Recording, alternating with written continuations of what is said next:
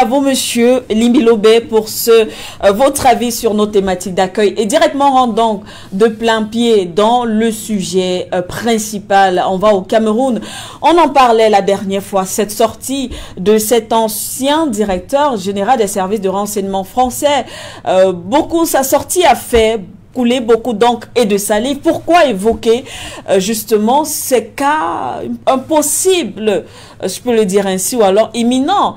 Lorsqu'il s'est exprimé, c'était une évidence qu'un coup d'État pourrait arriver du côté du Cameroun. Alors on va analyser sa déclaration ici sur le plateau. Tentative de déstabilisation pour certains qui estiment qu'il ne faudrait pas prendre ces paroles à la légère. On va encore prendre ce petit extrait pour bien sûr planter le décor avant de revenir sur le plateau.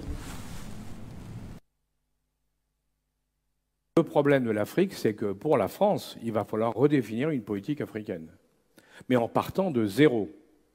Parce qu'on a tout perdu, on est maintenant en race campagne.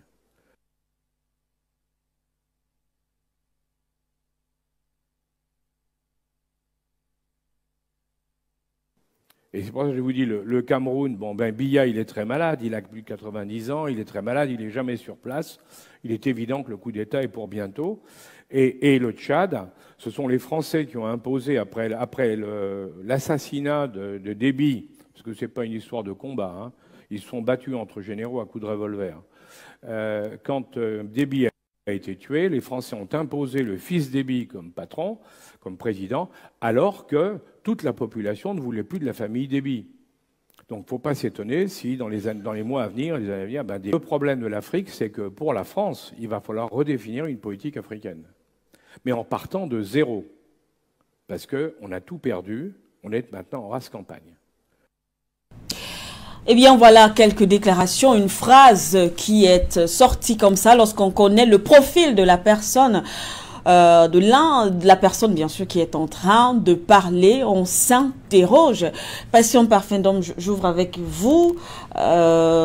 C'est une évidence, il le dit, ça ne va pas tarder à arriver. Un coup d'État du côté du Cameroun, déclaration à prendre à la légère, ou alors, voilà, une déclaration vraiment à prendre avec beaucoup de sérieux, lorsqu'on connaît quand même que souvent, certains officiels, je ne veux pas dire français, mais occidentaux, surtout qui ont occupé ce type de fonction, lorsqu'ils font ce type de déclaration, ce n'est pas souvent anodin.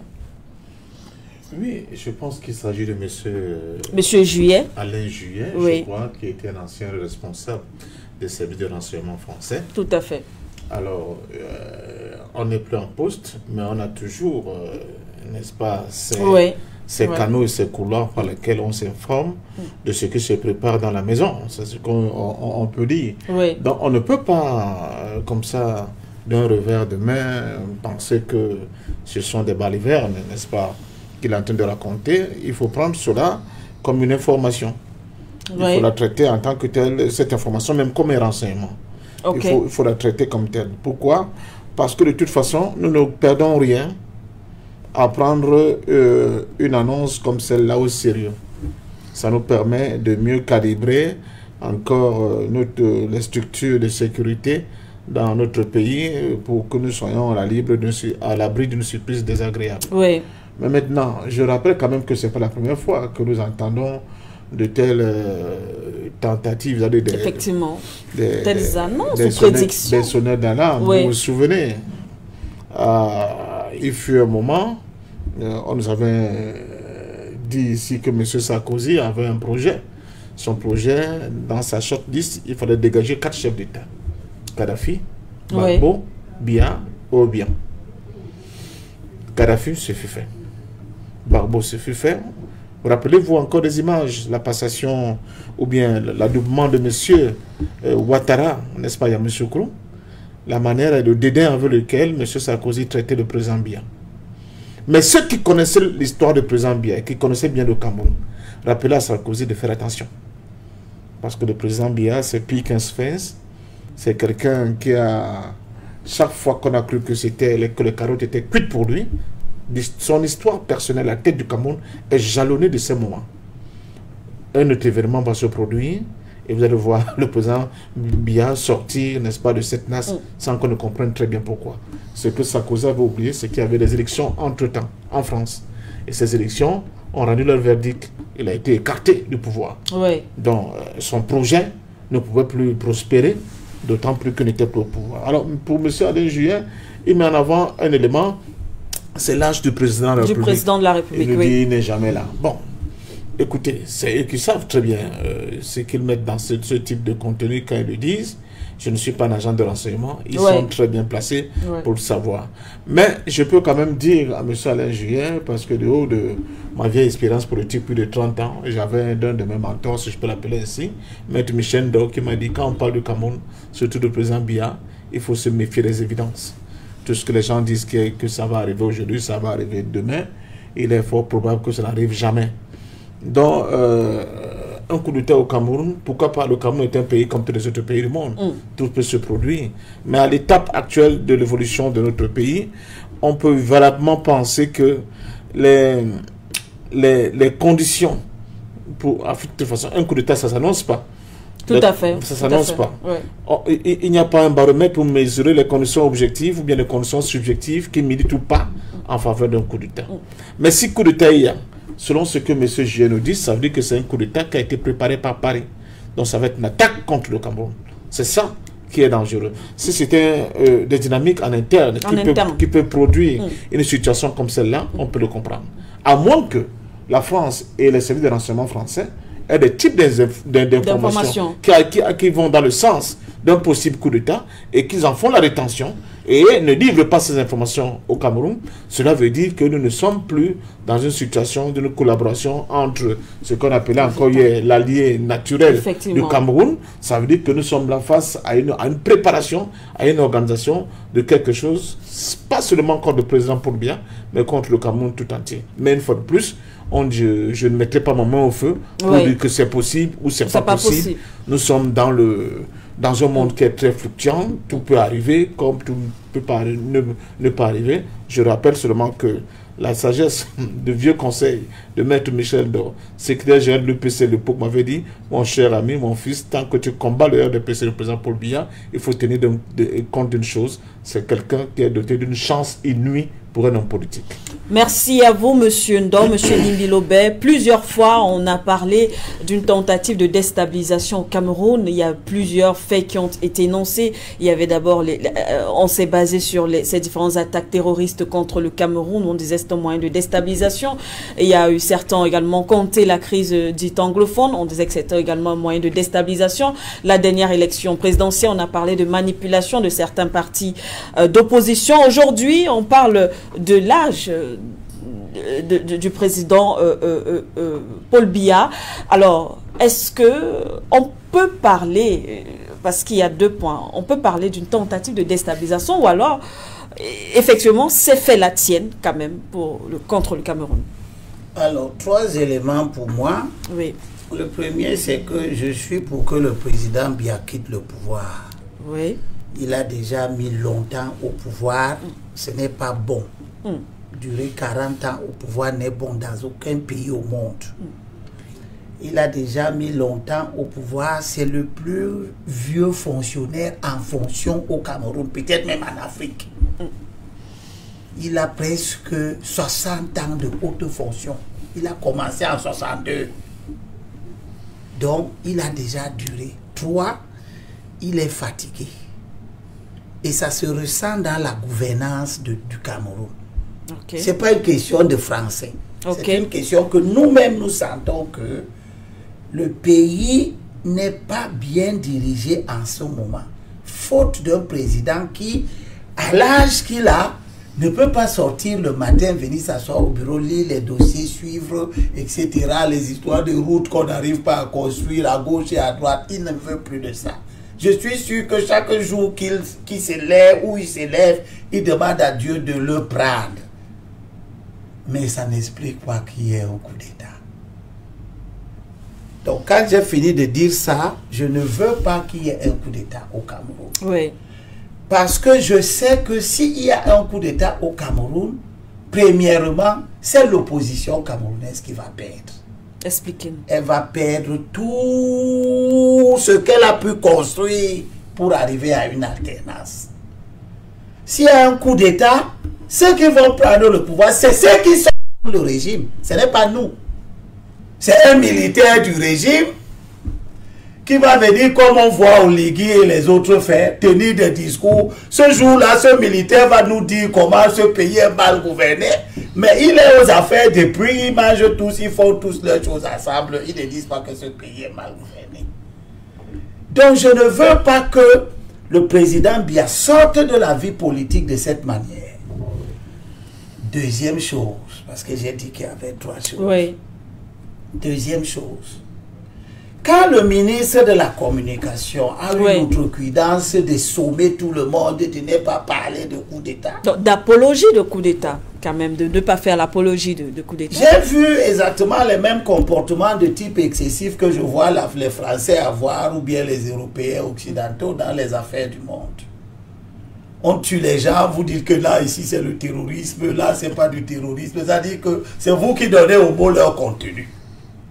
Mais les mots doivent avoir un contenu que nous tous nous connaissons.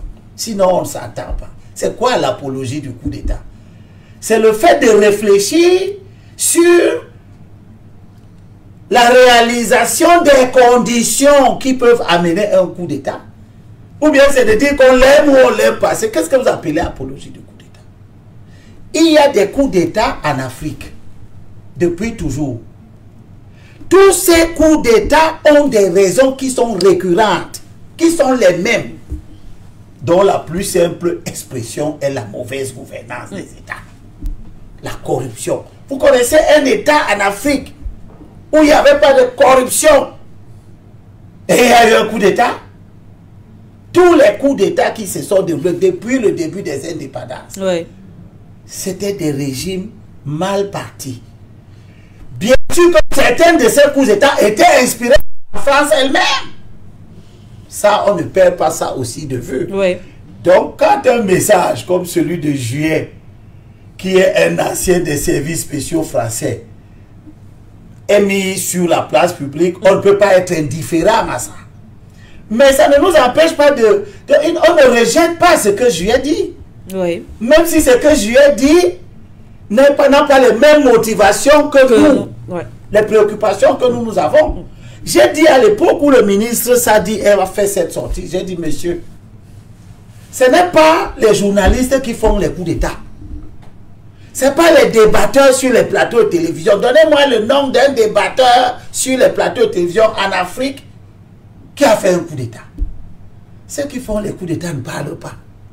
C'est les militaires qui font les coups d'État. Ils ne font aucun débat. Et ce sont vos militaires qui font les coups d'État. Donc, si les conditions de survenance des coups d'État, celles qui ont généré les coups d'État au Niger, au Mali, au Burkina et ailleurs, si les conditions là, vous laissez qu'elles se remplissent au Cameroun, le coup d'État peut se produire. Parce que pour moi, c'est une relation de cause à effet. Le coup d'État est un effet. Quelles sont ces causes? Chaque fois que vous allez remplir les causes, l'effet se produira. Tôt ou tard, il se produira. Donc, au lieu de sommer les hommes politiques camerounais, allez vous asseoir. Faites votre aggiornamento. Regardez si la façon dont vous dirigez les affaires du Cameroun prédispose le Cameroun à réunir les conditions de faisabilité du coup d'État. À beaucoup de points de vue, c'est oui. Peut-être parce qu'il peut y avoir une manipulation également de certains hommes politiques. Mais quand vous gouvernez mal un pays, forcément, vous créez des trous par lesquels des adversaires de toutes sortes peuvent entrer. Ceux avec qui il y a eu la crise au Moyen-Orient, peut-être que dans une émission, vous ne manquerez pas d'en parler. Les positions que Israël a, les souffrances que Israël inflige aux Palestiniens, pour nous, des peuples africains qui avons été colonisés, qui n'oubliaient pas que les luttes de libération étaient considérées comme du terrorisme. Nous avons quand même été surpris de voir notre président prendre fait et cause pour Israël. J'aurais souhaité qu'il ne dise rien. Mais il prend fait et cause pour Israël. Mais Israël est soutenu par qui? Par ceux qui ont organisé la déstabilisation dans la région du sud-ouest. C'est les Européens qui abritent les sécessionnistes camerounais aux États-Unis, au Canada, en Europe, en Belgique, en France. D'ailleurs, le président de la République, plusieurs fois, et surtout sur la tribune de l'ONU, a eu à dire que c'est simplement de les soutenir pour que nous on retrouve la paix ici. Il le dit d'une certaine manière en disant que pour lutter même contre le terrorisme, on n'a même pas besoin d'eux. Nous, les États africains, nous-mêmes, nous pouvons le faire à condition qu'on nous donne simplement les moyens. Donc, il y a une cohérence là-dedans. Le chef de l'État qui prend position pour Israël, ne veut-il pas amadouer en quelque sorte les Occidentaux qui peuvent être à l'origine d'un coup d'État ici? Puisque il sait très bien que ces Occidentaux ne l'ont pas en odeur de sainteté depuis que là, il ouvre le Cameroun aux intérêts chinois. Et vous avez vu que après le renouvellement de l'accord avec la Russie, la France ne s'est pas empêchée de venir faire des grandes leçons ici, et que le président de la République, tout courageusement, à son âge, ne peut pas avoir peur. Il a son avenir derrière lui. Il n'a pas eu peur de dire à M. Macron de façon qu'on lui connaît, avec les subtilités de langage que l'homme de son âge peut avoir, de dire à M. Macron que la relation avec la Russie ne date pas d'aujourd'hui. Elle n'a rien à voir avec votre conjoncture en Europe, vos problèmes là-bas.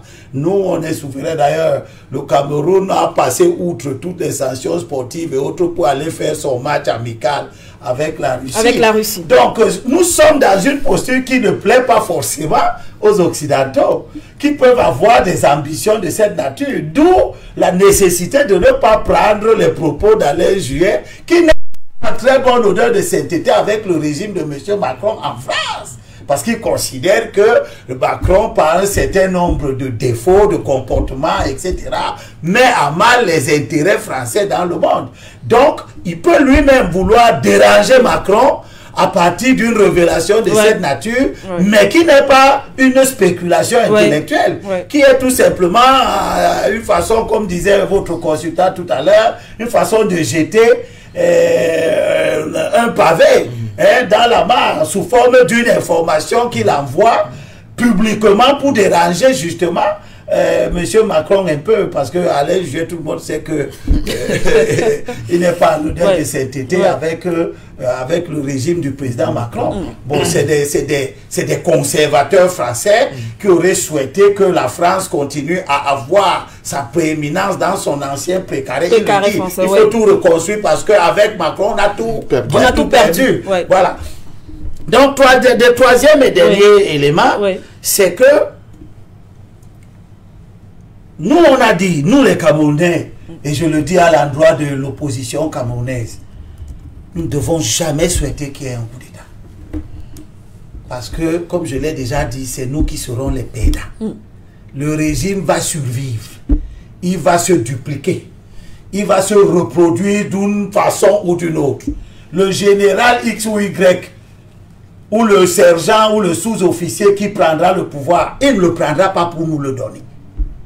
Il le prendra, comme on voit partout ailleurs, pour rester au pouvoir, en manipulant de toutes les manières, et peut-être en se faisant récupérer par nos adversaires occidentaux.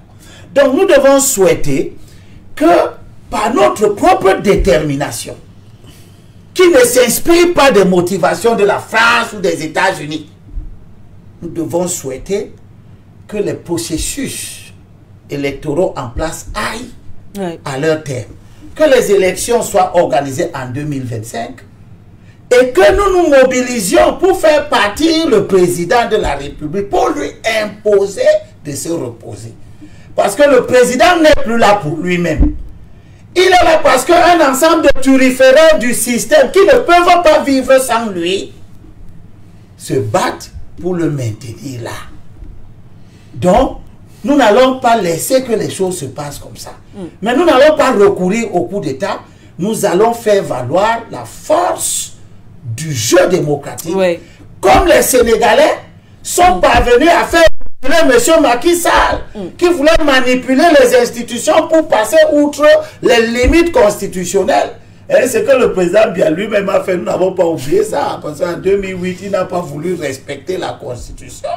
Et il a organisé ce que Macky Sall voulait aussi organiser. Sauf que Macky Sall a échoué, lui Biya a réussi, parce que les Idriss Déby tous, c'était une époque où tout le monde passait outre les limitations de mandat.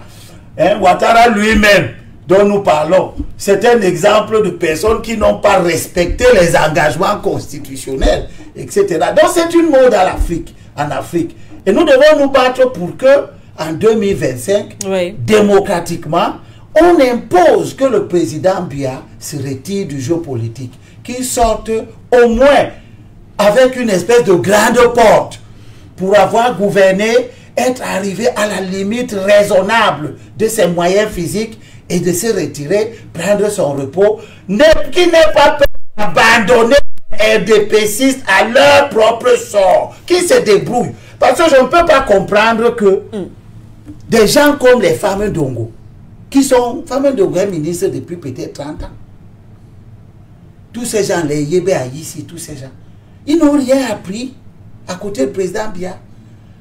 Pour qu'à 90 ans, ils soient accrochés au président Biya. Ils ne peuvent pas dire, Femme Ndongo, dans les réunions du parti, Femme Ndongo ne peut pas dire, monsieur, moi je suis prêt à continuer le travail.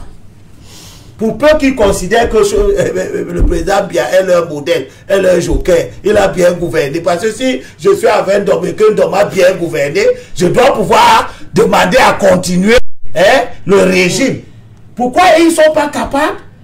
Je suis surpris de voir que M. Fabien Ndongo cherche plutôt que ce soit le fils du président Biya qui le remplace. Fabien Ndongo lui-même n'a pas les enfants qui sont grands, qui devaient promouvoir comme candidat à la présidence. Donc nous avons la capacité, pour peu que nous nous organisons bien, nous mettons sur pied une stratégie efficace, nous avons la capacité à empêcher que ce coup d'État qui peut être projeté, il n'y a pas de raison de prendre les propos d'Alain Juppé à la légère.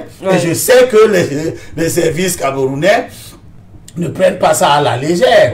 Ils ne prennent pas ça du tout à la légère. Et puis, il ne faut pas croire que le voyage de Macron en Israël s'est fait simplement autour de la question israélienne. Ou israélo-palestinienne. Ils peuvent avoir parlé de ces éventualités-là, puisque la garde présidentielle camerounaise est essentiellement assurée par les Israéliens. Il peut être nécessaire que la collaboration de Israël à la réalisation d'un tel destin, des desseins funestes, soit requise. Voilà. Merci à vous, Monsieur Limbi Lobé. Avant d'aller au standard, oui, Monsieur Ndom. Oui, deux ou trois petites précisions très courtes. Allez-y. Je reviens sur ce que mon aîné Michel Ndom m'avait dit. Quand on combat quelqu'un comme Biya, il faut faire très attention. C'est quelqu'un qui a une veine hors norme. Mais c'est aussi quelqu'un dans la fin qui s'est trouvé quelqu'un qui sait être pragmatique. Tout à l'heure, Elimi vient de percer un abcès. Que, bon, une bonne partie de la garde présidentielle camerounaise est encadrée par les Israéliens. Alors, remarquez, le Cameroun n'a jamais voté une résolution du Conseil de sécurité de l'ONU ou bien de l'ONU qui était contre Israël. Ça ne date pas d'aujourd'hui. N'a jamais, je dis bien jamais, premièrement. Deuxièmement, dans le cadre de l'anticipation, parce qu'on dit gouverner, c'est anticiper. Sachant que peut-être Macron ira en Israël et que peut-être le cas camerounais peut être sur la table, peut-être que toujours dans le cas de pragmatisme, il a anticipé aussi. Je vous rappelle qu'avant que les Lions d'Ontable aillent jouer en Russie, il y avait un sommet, d'abord en France, où le président Biya était. Donc, j'ai payé ma dîme chevaux. Après, il est allé à Saint-Pétersbourg, j'ai repayé ma dîme chevaux. Donc, il joue, vous voyez, de point de vue pragmatique avec cette donnée. Mais avec une constance. Le président Biya, c'est quelqu'un qui aime les dates, qui aime les chiffres, qui aime les symboles. Il faut bien l'étudier. Et par rapport à ça, il est d'un pragmatisme hors norme. Il sait bien jusqu'où peut être sa limite dans ce que je peux appeler l'effronterie vis-à-vis de la France et de l'Occident. Et il sait comment ne pas trop basculer dans un camp pour ne pas tout perdre. Et il est aussi conscient qu'aujourd'hui, là, le monde multipolaire, il est plus que jamais irréversible. Ouais. Donc, en même temps, il tend d'autres perches de ce côté-là pour que nous ne soyons pas totalement en retard à nous arrimer à ce nouveau monde multipolaire. C'est aussi ça, une sagesse politique d'un vieux gringo de la politique, excusez-moi l'expression, avec laquelle il faut tenir compte. Je reviens dans le cas camerounais, l'organisation de l'opposition, pour que 2025 soit autre chose. Attention, là, il ne faut pas prendre, et le président Biya, et ceux qui l'entourent et qui l'ont permis de résister jusque-là, comme des enfants de cœur ou bien des niais. Moi, je dis, et Libye le sait, nous avons fait 6 mois de ville morte ici au Cameroun, en 91.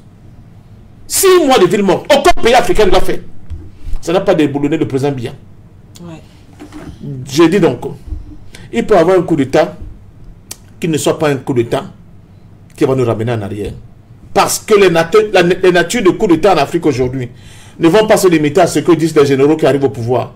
Ils doivent aussi tenir compte des aspirations profondes des peuples qui veulent se libérer des chaînes n'est-ce pas, de l'assujettissement et du néocolonialisme. Donc pour moi, tout est ouvert aux acteurs qui veulent s'accrocher mordicus au pouvoir autonome de le comprendre. Parce que tout est ouvert, les conditions objectives et subjectives vont décider de l'évolution ou non de la situation de nos pays.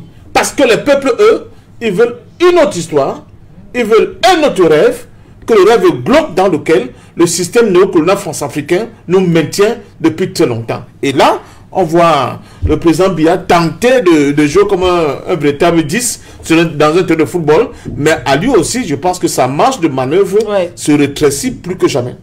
Merci une fois de plus à vous. Patient Parfendom, on va aller donc au standard et prendre rapidement le premier appelant. Simplement rappeler à nos téléspectateurs, vous appelez, vous baissez le volume de votre récepteur, vous contribuez et surtout, voilà, on essaie de respecter aussi une certaine déontologie, pas d'appel au coup d'État. Vous restez bien sûr, bien sûr dans l'analyse simplement. Monsieur Gallo Sely, vous êtes au standard. Bonsoir. Vous nous appelez du Cameroun justement.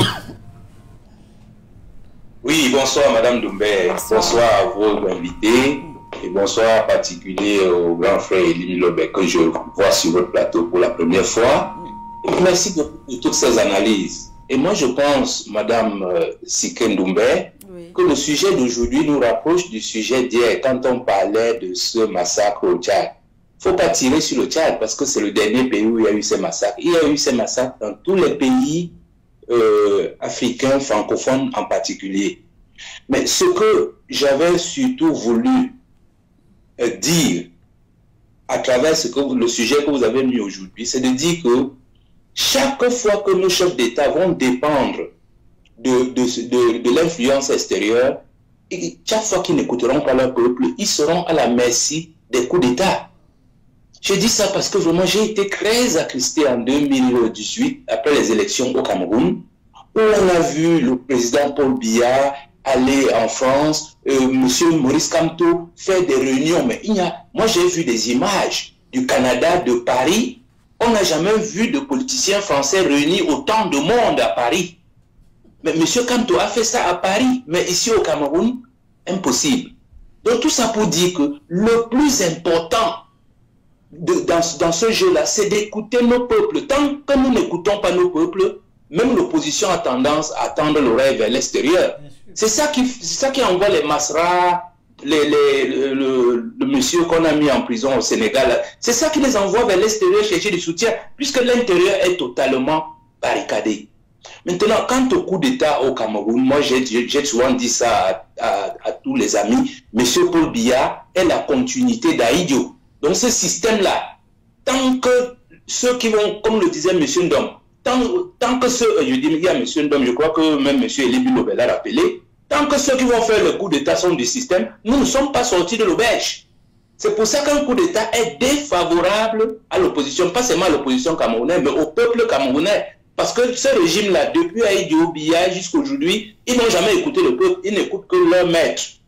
Donc voilà ce que je souhaitais dire, en souhaitant vraiment au Cameroun que le seul coup d'État qui est soit le coup d'État de l'élection, comment dire, d'une élection transparente où le peuple va imposer quelqu'un au pouvoir. Sinon, le reste, nous allons continuer à nous mordiller.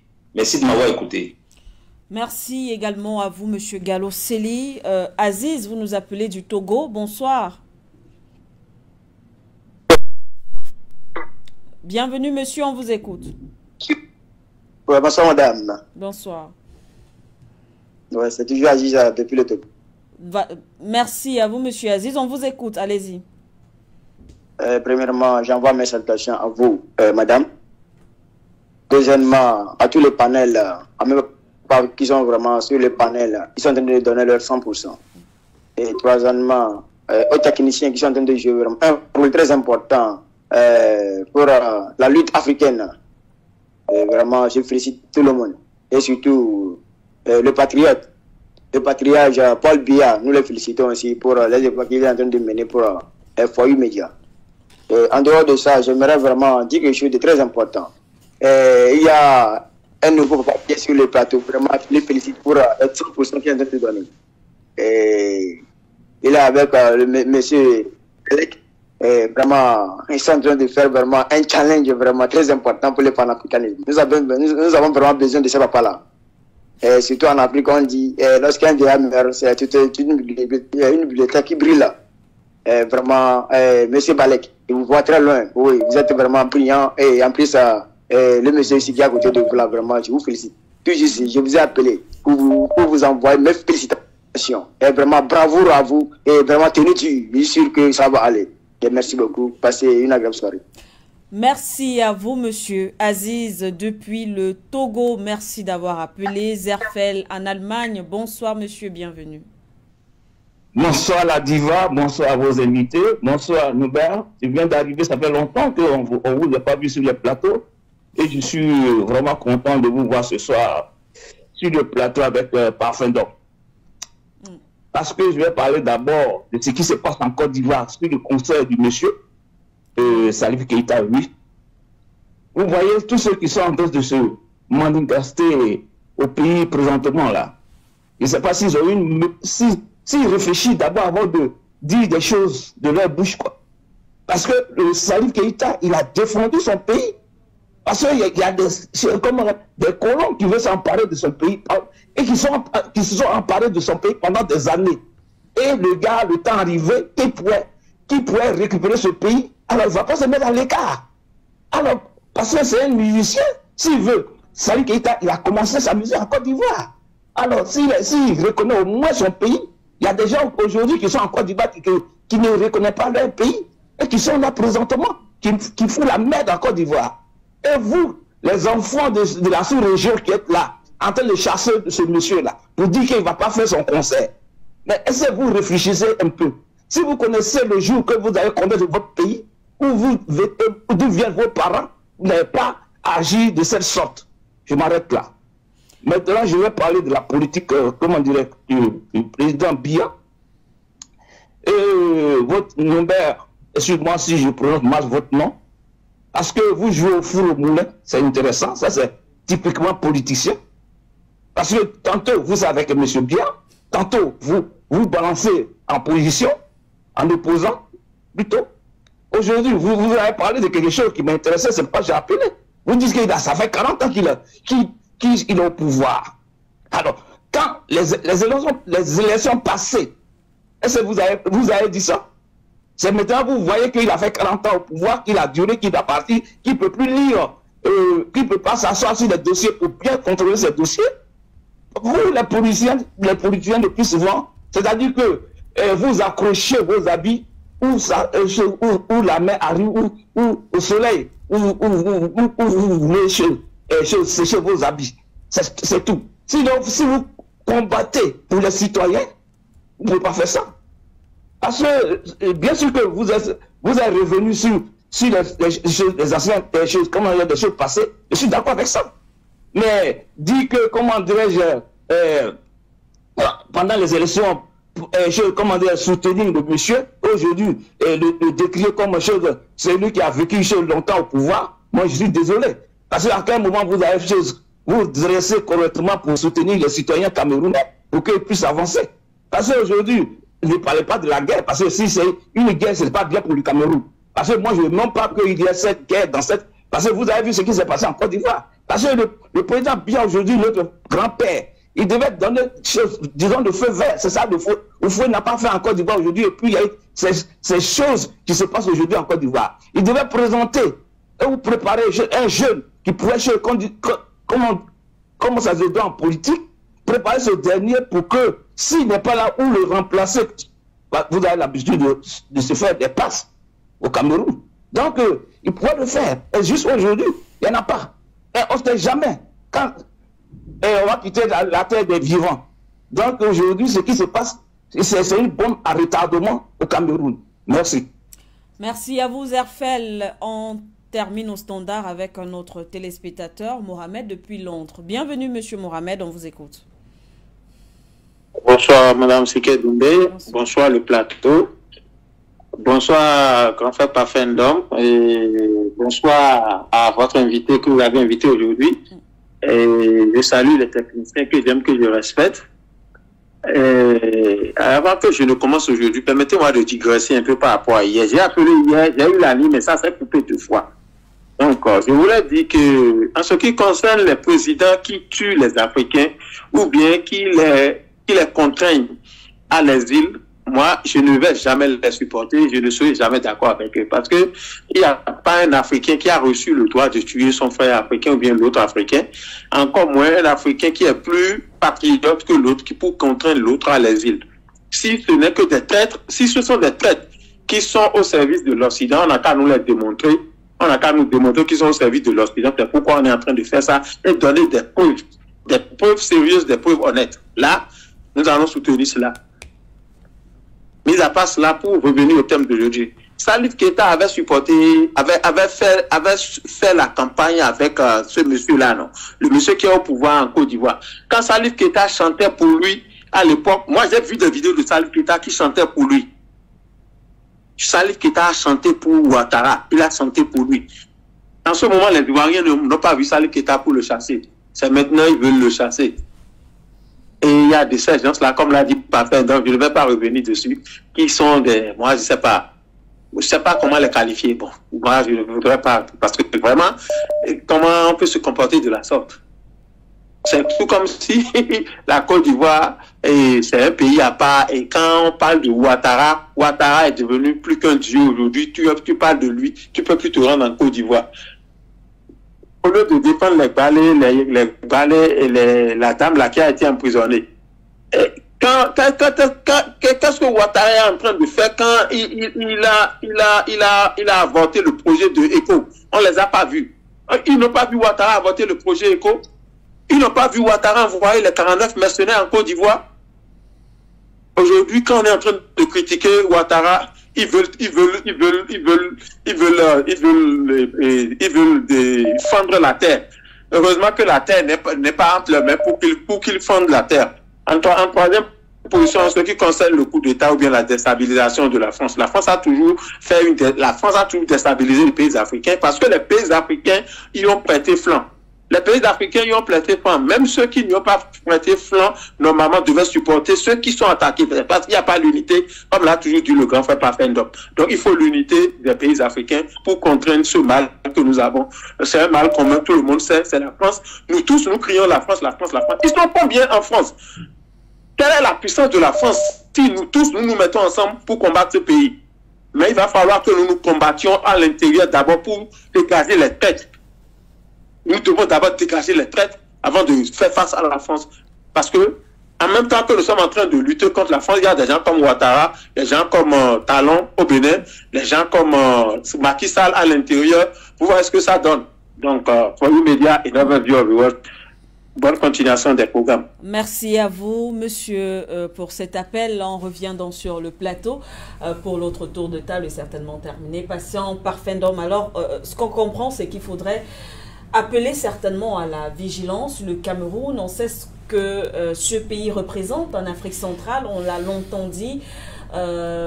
Certains estiment d'ailleurs que le Cameroun occupe une place de choix et ce pays-là qui participe quand même à ce que l'Afrique centrale ne tombe pas. Aujourd'hui, il semble être visé pour justement déstabiliser cette sous-région. Donc, la vigilance est de mise. Oui, mais en même temps, je veux rester fidèle à mes principes. Moi, Oui. je ne dis pas que tous les coups d'État sont mauvais. Il y a des coups d'État progressistes, il y a des coups d'État réactionnaires. L'histoire des coups d'État en Afrique nous le prouve à suffisance. Oui. Deuxièmement, c'est une interpellation, tout ce que nous connaissons là, parce que ça bouge. Il y a un vent qui souffle, ça bouge, et on a l'impression que ici, chez nous, c'est tellement stable, c'est tellement hermétique que rien ne va se produire. On me dit en 2025, on va s'organiser pour bousculer, pour imposer le changement au président Biya. Moi, je ne crois pas. Par des élections, bien sûr. Je ne crois pas. Je ne crois pas. Je crois pas parce que il y a une inertie. Et Limbe en sait quelque chose. D'ailleurs, il a essayé en 2018 pour regrouper l'opposition. Il a vu ce que ça a donné. Parce que dans ce que vous appelez opposition, là, il n'y a que des gens qui sont vraiment de véritables acteurs de changement. Il y a des gens qui sont soi-disant dans l'opposition, tout simplement parce que ce sont des métastases en réalité de pouvoir. Donc, quand vous parlez de changement réel, radical, eux, ils pensent comment ils vont se positionner. On l'a vu avec les Jeux 20. Des gens qui se réclament opposants matin, midi, soir, mais qui, le moment venu, se réunissent pour soutenir le candidat Paul Biya et en espérant avoir des prébandes. Certains ont eu, certains n'ont pas eu. Moi, je m'adresse directement au président Paul Biya en disant il faut que vous vous attelez aujourd'hui à préparer la passation, j'allais dire, constitutionnelle de pouvoir à votre sein. Parce que sinon, tout votre entourage, comme Limbe l'a dit, ils vont participer à vous pousser à la faute en vous représentant une nouvelle fois. Et vous aurez l'impression que c'est tout le Cameroun qui est d'accord. Tout le Cameroun n'est pas d'accord parce que nous sommes conscients que vous ne tenez plus. Vous n'avez plus les capacités qui vous permettent de diriger ce pays. Un pays très important, pas seulement pour l'Afrique centrale, mais pour l'Afrique tout court. C'est ça le problème.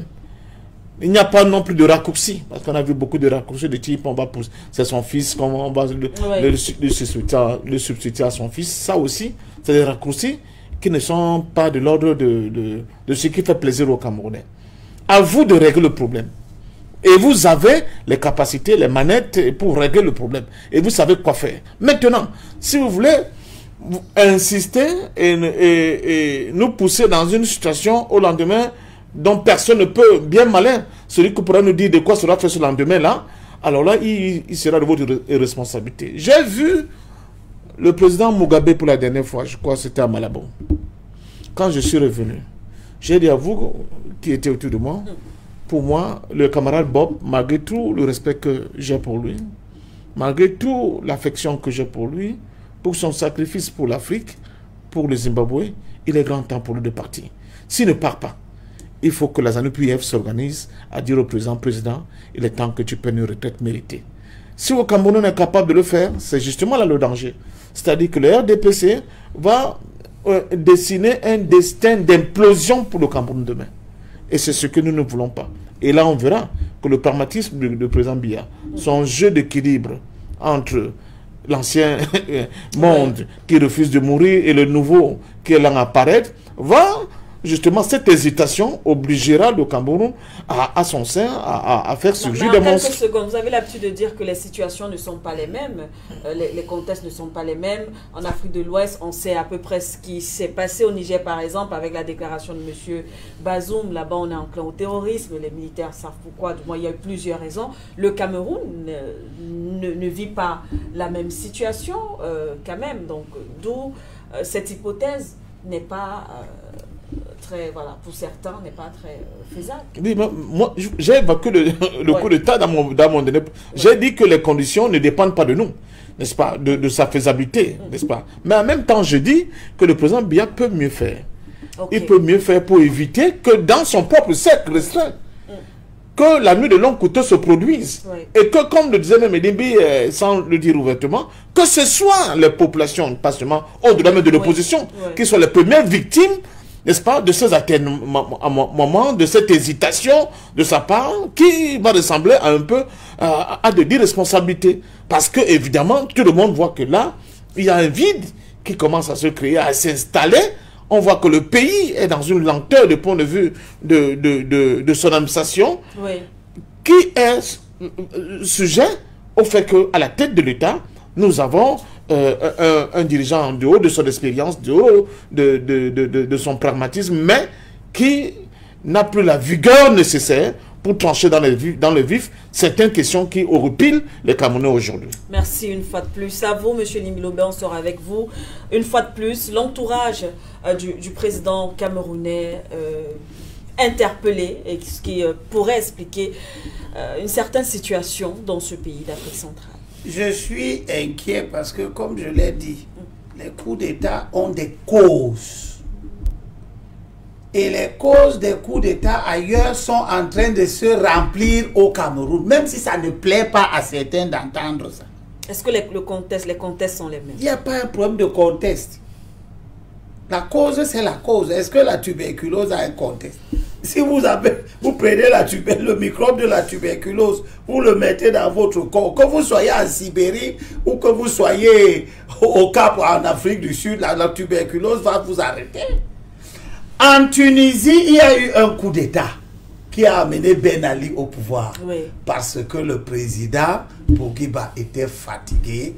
Personne n'arrivait à lui dire, papa, tu as fait ton temps, tu as amené la Tunisie à l'indépendance, tu as dirigé, repose-toi. Et pourtant, ils avaient bien envie qu'il se repose. Ben Ali était un officier supérieur dans l'entourage direct du président. Il n'a pas fait ce coup d'État par hasard. D'ailleurs, on a fait ce coup d'État en préservant le président Bourguiba de toutes les difficultés qui peuvent en survenir. On l'a gardé quelque part. Mugabe a duré au pouvoir. Il est devenu fatigué. Tout le monde, y compris à l'extérieur de l'Afrique, voyait très bien que Mugabe est fatigué. On lui a fait un coup d'État. Comme nous avons vu. Ces conditions-là ne sont-elles pas au Cameroun? On ne voit pas un président qui est fatigué. Parce que moi, j'ai vu le président bien arriver au pouvoir. Et je l'ai vu dernièrement en Russie. J'ai compris que le président est fatigué. Ceux qui ne veulent pas qu'on le dise, ils ne peuvent pas nous empêcher de le dire. Il est fatigué. À 90 ans, on ne sort pas le matin ou pas au travail. À 90 ans, on se repose. Donc tous ceux qui veulent nous faire croire que le président est en super forme à 90 ans, qu'il a la capacité, et on voit tous les jours un secrétaire général de la présidence qui n'est pas le chef de gouvernement constitutionnel, qui prend des oukas, qui dit aux ministres, qui donne des injonctions, qui dit que c'est sous la... comment ils appellent ça? Haute décision du chef de l'État, et patati et patata, des choses dont personne ne sait si c'est vrai. Haute instruction du président de la République. Ce sont les causes objectives de la survenance d'un coup d'État dans un régime de dysfonctionnement. Parce que le secrétaire général de la présidence de la République est en situation permanente et flagrante de dysfonctionnement. Il n'est pas le chef de gouvernement. Il ne commande pas le gouvernement. Or, aujourd'hui, tout le pouvoir est entre ses mains. Vous croyez que comme ce pouvoir est entre ses mains, tout le monde dans ce régime est content? Et qui vous dit que parmi les gens qui ne sont pas contents, il n'y a donc pas de militaires? Donc, ce dysfonctionnement majeur à la tête de l'État est une cause inquiétante de la survenance d'un coup d'État. J'ajoute maintenant, pour l'intérêt de quelques-uns de vos téléspectateurs, que peut-être que Aziz, c'est lui qui m'a dit, il a dit que pourquoi je ne dis pas ça en 2018. Monsieur Zerfel. Et voilà, Zerfel, peut-être il ne suivait pas la chaîne à ne pas. Cette époque, For You Media n'était pas encore né. Mais s'il avait bien suivi, parce qu'il m'a donné l'impression d'être quelqu'un qui suit depuis le panafricanisme audiovisuel. Voilà. Donc, il n'a peut-être pas bien, il me confond à quelqu'un d'autre. Parce que c'est moi qui ai même fait une pétition que les Camerounais ont refusé de signer pour dire que le président est fort âgé, il faut qu'il se repose. On nous l'a imposé, il a fait un meeting de campagne et c'était tout. Tout ça ailleurs pour montrer qu'il est fatigué. Parce que même pour faire une campagne électorale, il faut avoir de l'énergie. Absolument. Maintenant, il a été réélu. Le fait qu'il ait été réélu, même fatigué, ce n'est pas parce qu'il est fatigué qu'il ne peut pas gagner une élection. Effectivement. Oui. Il est fatigué, ça se voit, mais si l'opposition est mal organisée, il gagne l'élection. Et je suis de ceux qui disent que en 2018, il a gagné l'élection quand on n'a pas gagné l'élection. L'opposition est allée en rang dispersé, elle a éparpillé ses voix, elle a découragé plus de 40% de l'électorat, oui, déjà inscrit sur les listes électorales, qui ont envie de voir une opposition efficace, bien organisée, convaincante. Vous ne pouvez pas être convaincant avec 12 candidats à l'élection présidentielle. Vous ne pouvez pas être convaincant avec des candidats sortis de nulle part, d'autres qui sortent du service de M. Biaye et qui viennent vous dire aujourd'hui comment il est très mauvais, comme s'il avait changé. Tous ceux qui ont été au service du président Biaye ne peuvent pas nous dire qu'il est mauvais. Parce que quand nous disions qu'il est mauvais, eux ils disaient qu'il était bon. Et il n'a pas changé. Comme en 2008. Donc, attention quand vous me dites que je devais le dire en 2018. Je l'ai dit en 2018, c'est vous qui n'avez pas entendu. Et en 2018, j'ai demandé que le président ne se représente même plus. Ouais. En 2018, j'ai dit à l'opposition, unissons, nous faisons un candidat de large consensus. Comme ça s'est passé pour évincer Abdoulaye Wade. Macky Sall est le produit d'une coalition de l'opposition. Abdoulaye Wade lui-même est arrivé au pouvoir grâce à une coalition de l'opposition. Les coalitions de l'opposition, ça donne des résultats. Au Congo démocratique, comment il s'appelle, Tshisekedi, est au pouvoir grâce à une coalition de l'opposition. Talon est arrivé après Yahi Boni grâce à une coalition, etc., etc. Le rôle de la coalition, c'est d'éviter l'éparpillement des voix du vote contestataire. C'est à ça que ça sert. Nous, si nous ne le faisons pas ici, même une mouche du RDPC pourra nous battre encore aux élections. Parce qu'une bonne partie des voix qui ne veulent plus du RDPC votera Kamto, une bonne partie des voix votera Y, une autre bonne partie votera Z, alors que nous avons un même objectif, c'est d'enlever le régime du RDPC, de lui donner un stop. Nous devons faire en sorte que toutes les voix qui sont contre le RDPC soient comptabilisées dans un même panier. On ne peut le faire que si on a un candidat de large consensus, que nous tous nous allons soutenir. C'est possible, ça se fait ailleurs. Et je voudrais exhorter tous ceux qui réfléchissent à la difficulté de l'épreuve, comme notre consultant qui pense que ce n'est pas possible, pour lui dire que ce sont les problèmes qui paraissaient insolubles qui ont fait avancer le monde. Il y a quelques années, on n'était pas sûr que quelqu'un peut s'envoler avec un avion. Et il y a eu des gens pour dire qu'on peut essayer de faire ça. Et jusqu'à d'échec en échec, on est arrivé. Nous aussi, nous avons déjà échoué 17 fois les élections au Cameroun. Il faut que les gens tirent les conclusions. Et qu'ils se rendent compte que si nous avons échoué 17 fois, c'est bien parce que notre stratégie n'était pas la bonne. L'émission est terminée, mais je pense qu'on va revenir sur ce sujet. On va revenir. Un sujet très intéressant en tout cas. Et tu sais pertinemment que c'est pas aussi évident. Mais je suis pour voilà. Je dis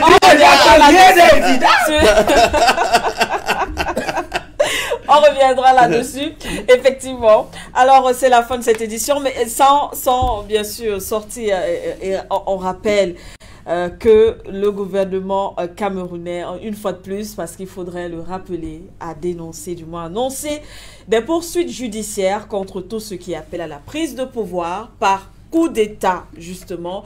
C'était un communiqué du porte-parole du gouvernement camerounais en septembre dernier. Oui, mais ce n'est pas Yaoundé dit condamner sans réserve toute prise de pouvoir également par les voies anticonstitutionnelles et réaffirme son attachement constant au principe de non-ingérence, ça aussi c'est important, principe de non-ingérence dans les affaires intérieures des autres États et celui de la souveraineté de chaque État. C'est important quand même de le rappeler. Ce qui est mauvais dans tout ce communiqué, c'est important de dire aux gens... Vous faites votre boulot. Ce qui est important dans ce communiqué, c'est de dire aux gens, respectez la Constitution, que nous, on ne respecte pas.